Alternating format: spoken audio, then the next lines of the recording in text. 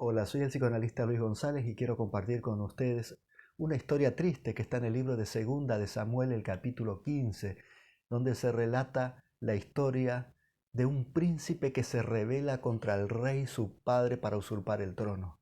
David era rey de todo Israel, había unificado el reino y nunca David se imaginó que uno de sus hijos, y encima el más amado, el más querido por él, su preferido, el más parecido a él, el que posiblemente él le iba a dejar algún día su trono, decide sublevarse, armar un ejército y hacerle guerra.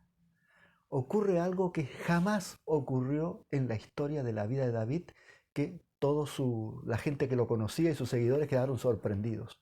David decide, con la gente leal que lo seguía, decide abandonar el trono e irse, ¿no? Esperando que en algún momento Dios resuelva la situación.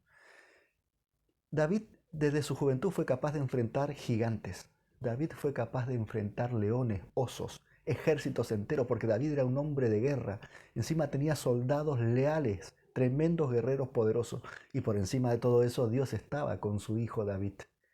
Pero por primera vez David decide no dar batalla, decide huir. ¿Por qué? ¿Por qué? Porque nadie puede pelear contra aquel a quien uno tiene en su corazón. Nadie puede pelear contra alguien a quien uno ama.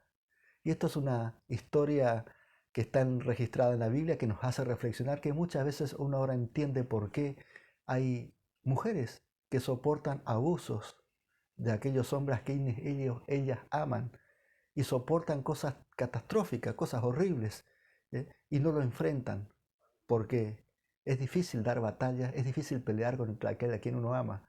Ahora uno entiende por qué muchos padres soportan cosas terribles de sus hijos, pero también hijos a veces soportan abusos, maltratos de sus propios padres, porque nadie puede pelear contra aquel a quien uno ama. Por eso muchas veces hay personas que en lugar de dar batalla deciden retirarse, como pasó con David, porque es difícil pelear contra aquel a quien uno tiene en su corazón, contra aquel o aquella a quien uno ama, ¿no? ¿Cuántos hijos ingratos se aprovechan del amor de sus padres cuando son ancianos y se quedan con sus propiedades, les roban sus cosas y los dejan en la calle?